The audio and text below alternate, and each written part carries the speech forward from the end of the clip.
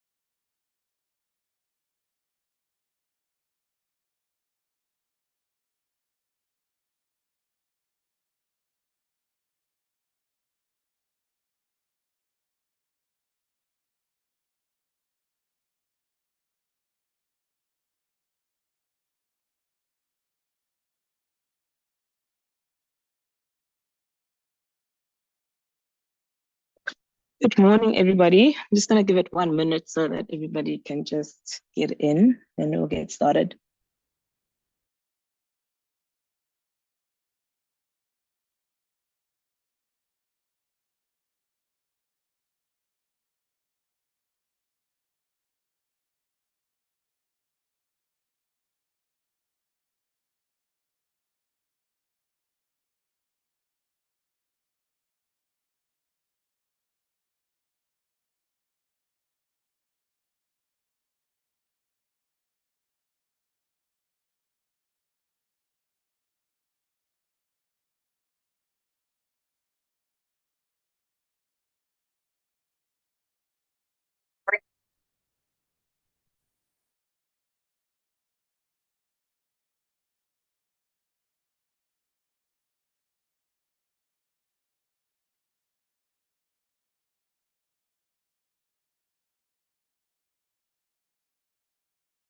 Great. I think everybody's in.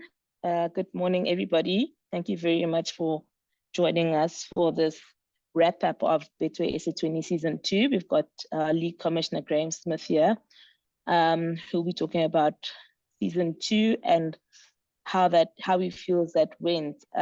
Graeme, I think just to start us off, you've had a few days to almost, mellow down and to assess how things went. How would you reflect on Betway SA20 Season 2? Oh, thanks, Laura. Throwing me in the deep end. Good morning, everyone. Thanks for making the time to join us today. I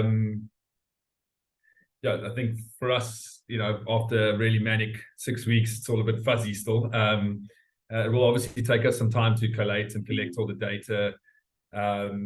But by all accounts, I think throughout the season that we've grown. I think for us, the season was a success. There were obviously a lot of question marks around building into Season 2, whether we could recreate or get stronger. And I think that we've done that. I think a couple of the highlights for me was that I think the cricket, was, probably the biggest, strength on Season 1.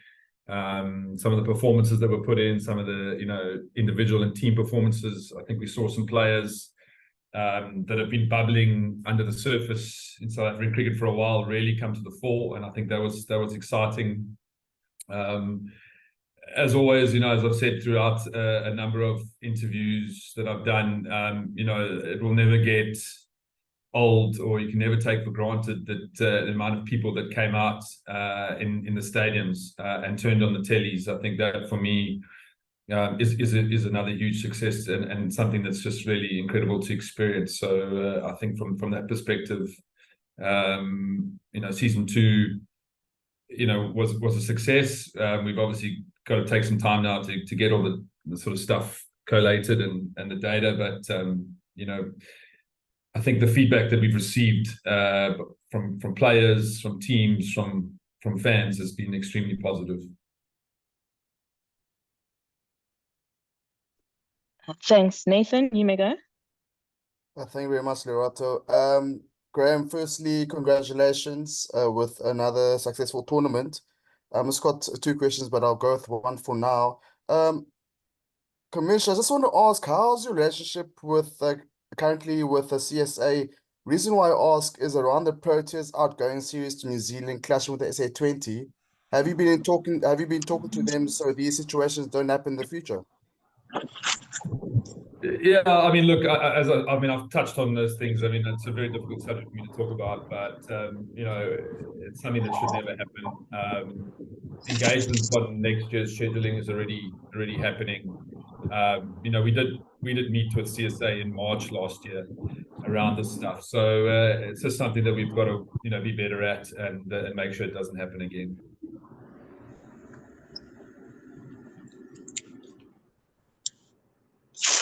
Excuse me, can everybody please just make sure they're on mute? Michael.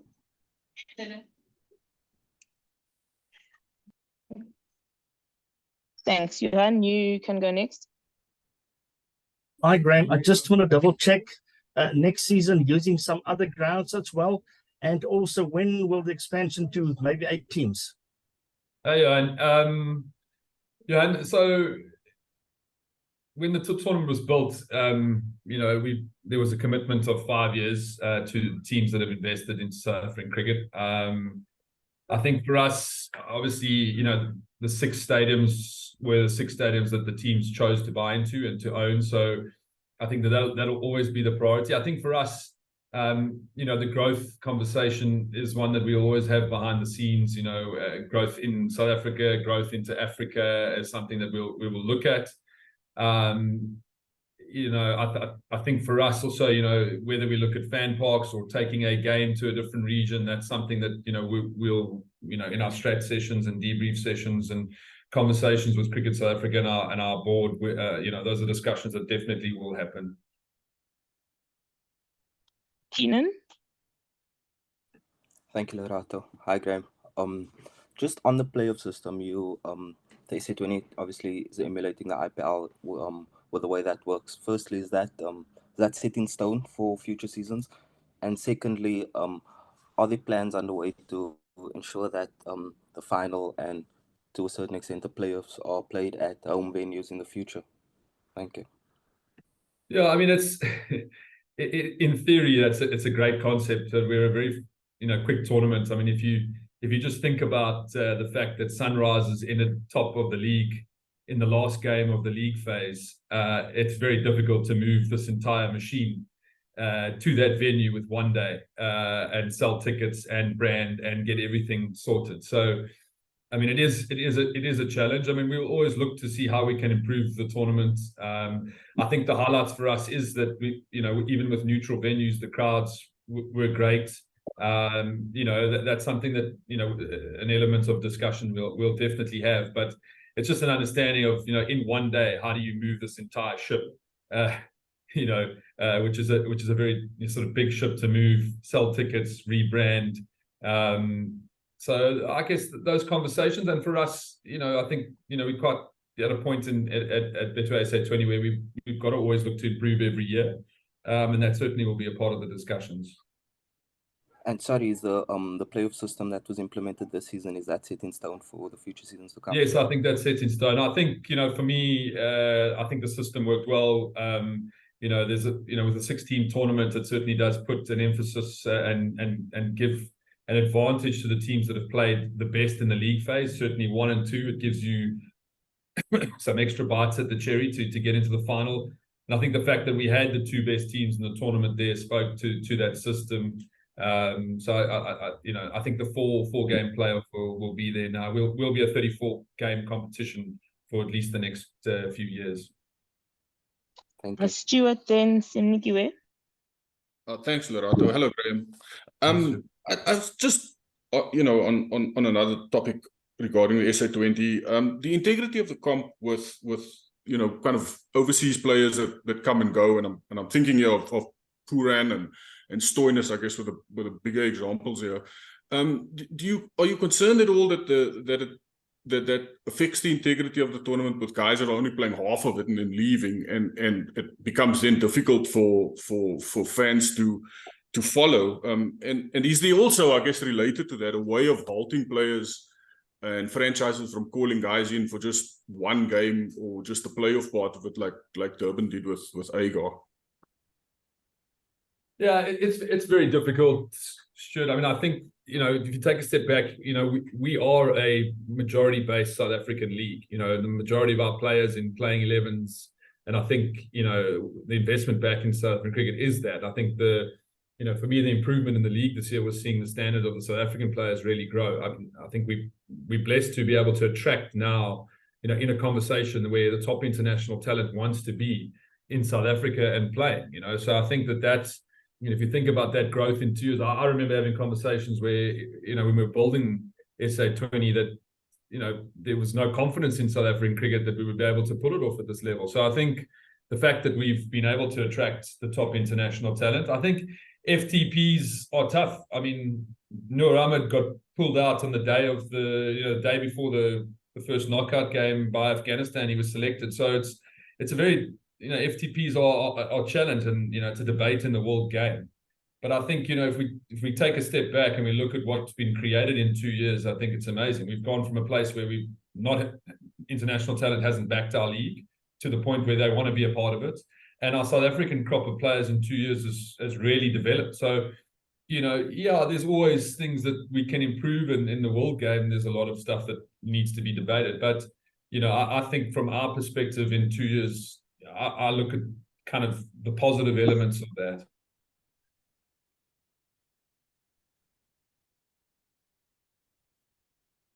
Thank you. Thanks, Lerato. How's it, Graeme? Just one question regarding the scheduling. With the Champions Trophy scheduled to start in February next year, is that likely to affect the SA20 scheduling in return? Yeah, I mean, look, absolutely. I mean, we will have to consider everything, but the Champions Trophy dates are still not cast in stone. We'll work with the RCC and CSA. I mean, there's already a lot of communication happening behind the scenes in terms of scheduling. So yeah, we'll have to work with that in season 3. And once we've got confirmed information, then you can make informed decisions. Right now, there's just there's no actual confirmed dates. When does the support period start? So we've got to get all that information first and then make informed decisions. Thank you. Feroz and then Telford. Thanks. Hi, Graeme. Just to follow up on Stuart's question, there's been a lot of chatter around, especially guys who went to the ILT20 because obviously they've got an extra week. And one of the suggestions that's been made is a limitation on NOCs, and also that there has to be some kind of cooling off period between playing in 2 different leagues. What do you think of that? Would you like to see something like that put in place? I think most of your main members, it works okay. I think that the challenge is ILT, consuming 9-10 players per playing 11 plus squad members. It's just the amount of players that is required there to keep that ship moving is the challenge. I think that you probably wouldn't see it at the level that you're discussing it now if that wasn't the case. If it was just 3 or 4 players per team, with the FDP challenges and other stuff that goes on, you probably wouldn't have this turnover of players at the level that you're talking about. I don't know. It's very difficult to restrict talent. I think the NOC discussion in itself, is a challenge for the world game. So there's a lot of challenges to saying I'm going to restrict your movement. I think it's way more complicated than just me answering you now behind the scenes legally and with what goes on.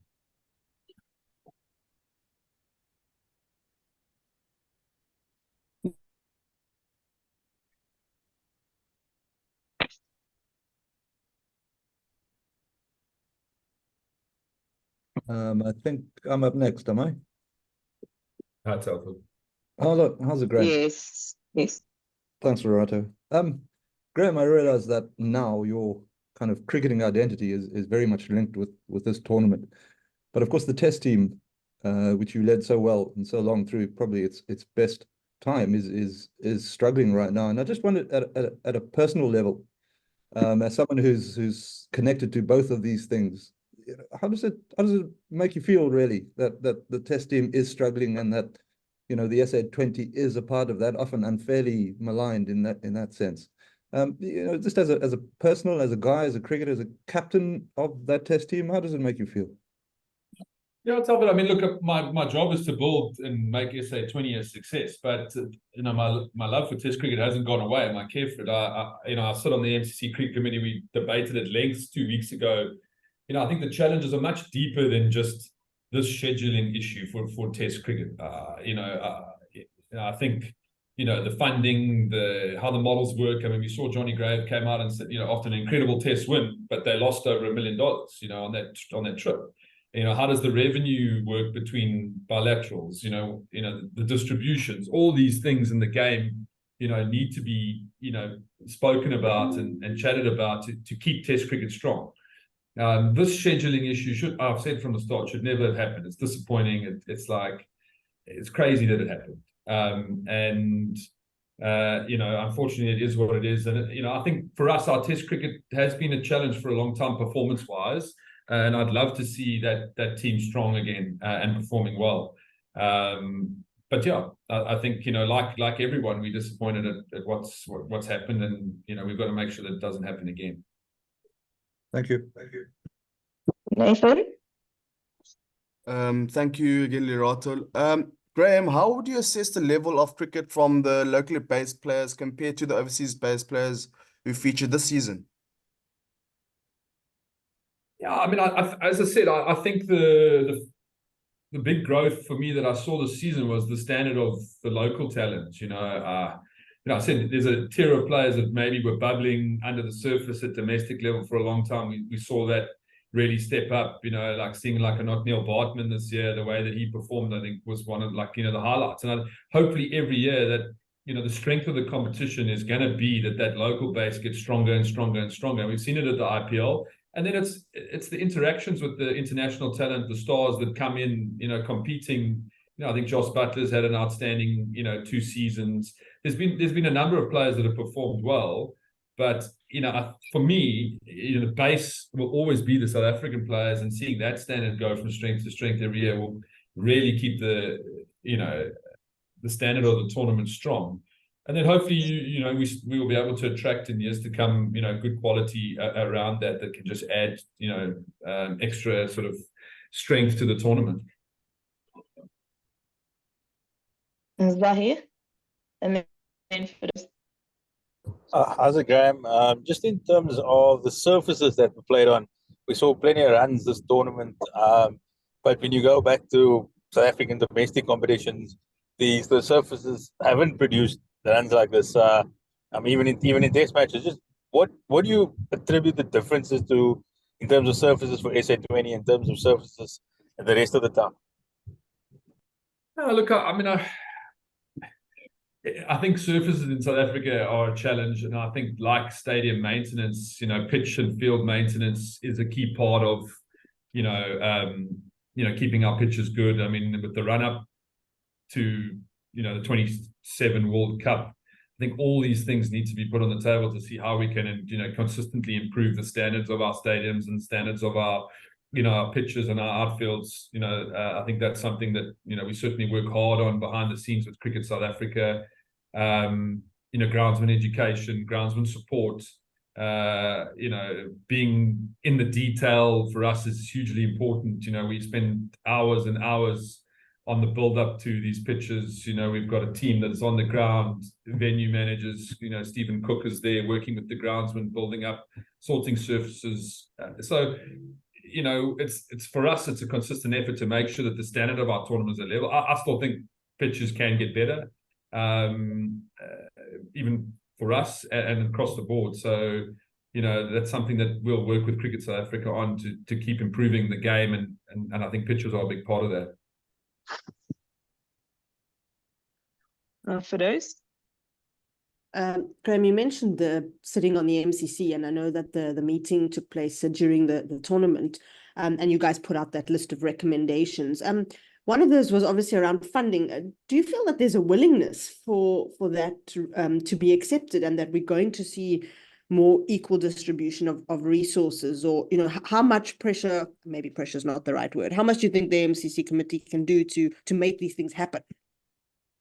Yeah, I mean, I think it's got a respected voice. I mean, obviously, these discussions need to happen at bilateral level with, CEOs, and then obviously with the ICC.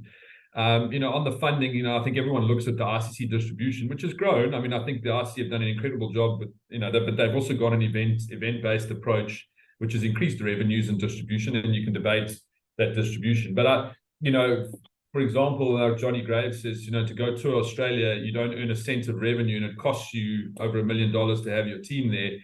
As for a few nations, that becomes unaffordable over time. And the way that the model works is, you only earn money really when you're hosting tours. And I think India play more cricket than anybody else, and they try and with touring, a lot of teams earn good revenue. But like the modeling of how those sort of shared revenues need to improve, so that I guess outside the top three nations, how does a South Africa or a West Indies keep all three formats strong?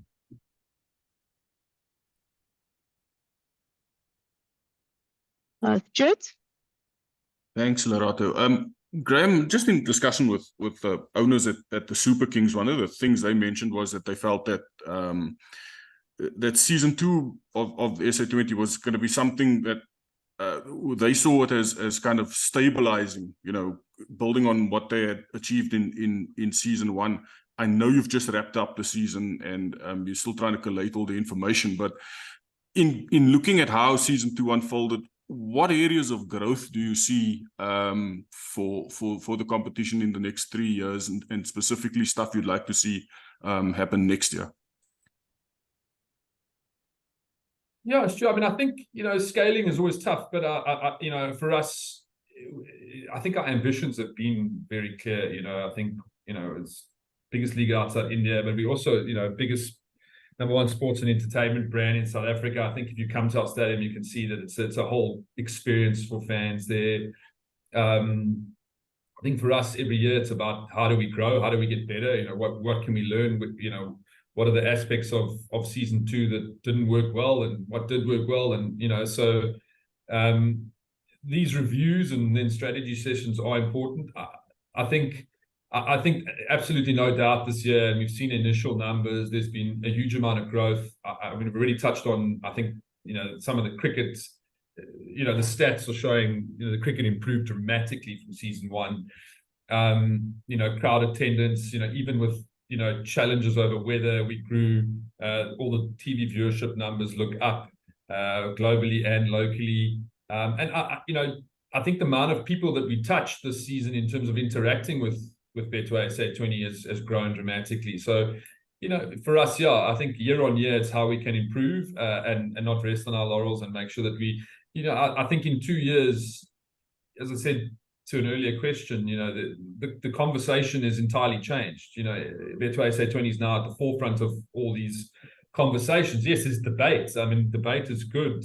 You know, player debate, you know, bilateral debate, all this stuff is hopefully going to improve the game. But, you know, the fact is that we're now part of the conversation, and that wasn't there 2 years ago. Thanks, Graeme. We're just going to wrap up Zahir, and then we'll take the last couple, please. Graeme, you speak about the biggest league outside of India. The IPL was basically built on MI and CSK success. They obviously haven't done very well here. MI finishing last in 2 seasons. Is that something that as a commissioner concerns you, that the so-called bigger teams are not getting to the playoffs and not, so from a brand perspective? I mean, I as league commissioner, I have to remain neutral. I have daily interactions with all 6 teams, and I know how competitive they all are. You know, you mentioned 2 teams there that are massive franchises, and I can guarantee you that not competing at the levels they want to compete is not something they'll be proud of. They'll be, you know, behind the scenes looking at every way that they could possibly improve.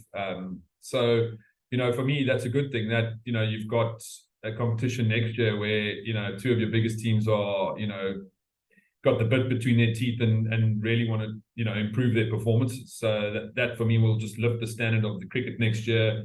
You know, we've got 6 teams that have, you know, equal spend on salary caps, equal sort of competitive nature, the way that they look after players, the way that they, you know, invest in coaching, medical. So I just see that hopefully that'll be a positive next year, that they'll come out and really look to put things right.